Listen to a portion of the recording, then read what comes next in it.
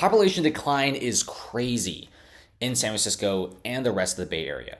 Now, this is America's tech city, okay? And if you guys don't know how bad it is, I have a few videos to show you after I talk about the population decline, but it's not great. I mean, any decently sized city in the US, even like Chicago and Seattle, as bad as they're doing, I mean, they don't have big malls or extreme amounts of startups moving out. They still retain some cohesion of anchor stores in their city, even with population declines. But San Francisco is on a whole different level. So San Francisco alone, okay, population loss, 65,000 people in just 2 years during the pandemic. Now, we're not even going to be accounting 2023 because that's even worse. So San Francisco doesn't have that big of a population. The Bay Area has 7 million. San Francisco itself has only 800,000 people. And when you lose 65,000 people, that is not a great sign, considering the fact that a lot of times when population decline happens, it's generally the upper class that leaves. So there you go. Billions of revenue gone. I mean, even Elon Musk, he built his empire in the Bay Area with Tesla's Fremont factory. He's gone to for Austin. Miami is so hot right now with so many tech bros and finance bros from San Francisco going there. Now, San Francisco 2023, what I've heard is it's probably even steeper because the amount of retail stores dropping is crazy. I mean, 2020 and 2022, a lot of retail stores didn't leave. It was mostly this month they truly started leaving. It was a huge domino effect. And everyone's guessing maybe, 100,000 people probably left starting July of last year to now. And combine that with this, maybe 165,000 people have left. It's kind of iffy on the numbers, but that's kind of like what the rumors are pointing to. But if you check out, there's actually a lot of Chinese vloggers that recently went to San Francisco. And what they're essentially saying is it is like super empty. Like you will probably not see a single store. And if you look around, you do see, malls are super empty. This is actually like a Friday, a Saturday, and look at how empty this is. Okay. Not a lot of people.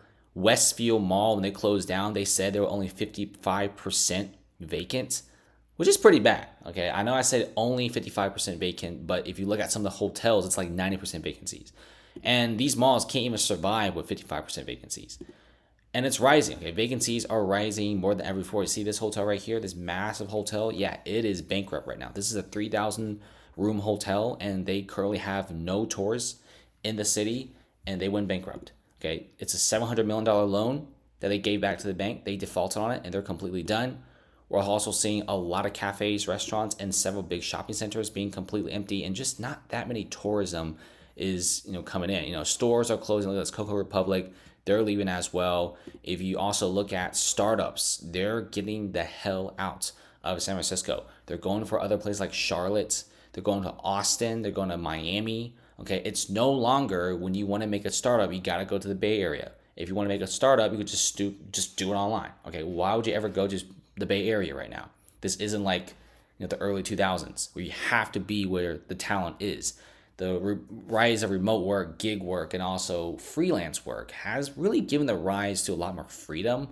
I mean, a lot of people, when I was in high school, when I was very young, people who want to go into computer science or tech, were like California, Bay Area, San Francisco. But now, not really. Okay, even Miami, which has always been more of like a hospitality industry type of area, is now providing a lot of tech jobs, a lot of finance jobs, and they're stealing talent from California. Okay. And there's no one else to blame. California did fantastic. But now, with pretty bad laws and no matter how much money you give to them, they just can't fix the homelessness and crime. I think people are just simply pretty fed up. Not to mention, people are pretty fed up with how dirty it is. And it's pretty funny here because everyone says that California is very dirty. San Francisco, there's poop everywhere, urine everywhere. They don't want to live there. And they think some American cities are so bad, they're willing to move to like Latin America. They're willing to move to like a lot of places in the Middle East, Europe. They're willing to move to Southeast Asia, for example, because they're so sick of high costs. And then you walk out and you step on a piece of poop. And that's San Francisco for you. And this is why, for example, Uruguay, it's the latest to launch a visa for remote workers. And I guarantee you they're probably targeting a lot of Americans here. They want Americans to move here. And they know that Americans are working online more than ever before. And guess what's really funny? Mexico is actually having a lot of Americans going in, which is also pretty funny, right? Americans are moving to Mexico and are jacking up their housing prices. Americans are moving to Portugal and jacking up housing prices. They're moving to Spain, Madrid, jacking up housing prices. We are actually becoming digital nomads faster than ever before. So goodbye, San Francisco. I mean, seriously, if I was making $120,000 a year, for example, would I live in San Francisco and deal with all this craziness? Probably not. I mean, I got to be pretty crazy to move here, okay, even with a six-figure salary. I'd rather go to like Latin America. I'd rather go to like Portugal and live like a really awesome digital nomad life. I could go to Bali or Thailand, get myself a penthouse for $700 a month. And I could probably hire like a maid or two. I mean, it is incredible. This is why people are leaving. If you also look at a lot of the testimonies and what people are saying, San Francisco is pretty dead. And I like to show this video every single time because it really does show you how dead some of the streets are. Now, this previous video mostly showed a lot of the malls, but if you go outside the malls, a lot of the retail stores on the first floor, they're very empty or they're closing soon. Look at this. It's completely empty, okay? I mean, this city, I have no clue how they ran itself to the ground, but you do see the streets are just pretty much free from all tourists. There's barely any tourists. I mean, pre-pandemic, if you go on the streets of downtown, the majority of them are tourists, and that was really what boosted the economy of San Francisco. And now it's completely empty. When there's no tourists, then you'll have the big flagship hotels like Park Hotels and Resorts closing down. Guys, it's not normal for a massive hotel of that caliber to close. Manhattan has its problems. Chicago has its problems. Seattle got its problems too. But you don't see flagship hotels in those cities dropping because they still have a lot of tourists. Seattle still got tourists. LA, despite the crazy amount of homelessness, it's basically the homeless capital of America. Let me rephrase that. North America. Even LA is getting a decent amount of tourism. And they don't have flagship hotels, closing in. But San Francisco, yeah, I mean, they have flagship hotels, flagship malls, flagship startups leaving. AT&T is also shutting down the flagship store. Whole Foods is leaving. Nordstrom is leaving. Abercrombie and Fitch is leaving. You got Uniqlo is leaving. Guys, when the Japanese apparel company leaves, you really, really screwed up.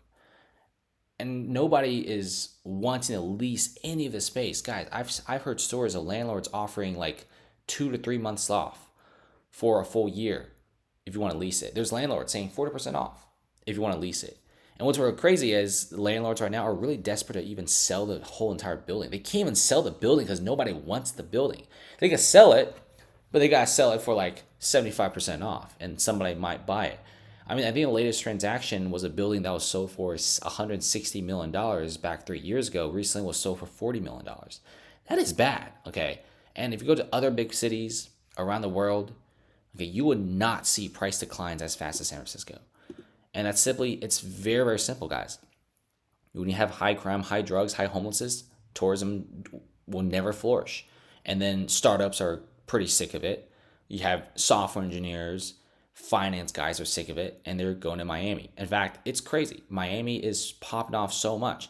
You have people, okay, going to Miami, and they're saying they're actually saving money. Not only they're having fun, but they're saving money. San Francisco, what is it? $700,000 gets you like a little crack box. It's not great, but if you go to Miami, 700 grand gets you something pretty awesome. Let's check it out. Let's check out what 700 grand gets you, because that's kind of like what a lot of the upper class individuals can afford. So look at this, $700,000. Look at this, 1,000 square feet. Okay, it's not a box. This is very, very luxurious in a skyscraper. You also have, 2 bed, 2 bath. You even get a garage space to go along with it. That's amazing. Fat balcony, views of the ocean. I mean, and also gym, concierge service. I mean, you can't get this in San Francisco. I mean, this is probably gonna be like $1.5, $1.7 million in San Francisco. And this is why Miami is so hot, guys. If you're kind of on a budget, even with $500,000, you get something pretty incredible. I mean, this is a very nice condo, despite your view being a parking lot. But overall, look far enough, you see a bunch of nice skyscrapers. And you also get a garage space. So you get the idea. People don't want to live in the Bay Area anymore. There's so many better places to be. Startups are leaving. Miami is actually experiencing a massive startup boom. And this is all at the expense of San Francisco, which really sucks because I like San Francisco. This is one of my favorite cities of the U.S. But if they fix everything, if they truly fixed everything, if they fix the homelessness, the crime, all this kind of stuff, I'll be more than happy to move to San Francisco. But they're probably not fixing anything, so I'm taking a rain check. I hope San Francisco really recovers. I do want to visit it again, but with a population decline, flagship stores leaving, I probably won't be going there anytime soon. See you guys later.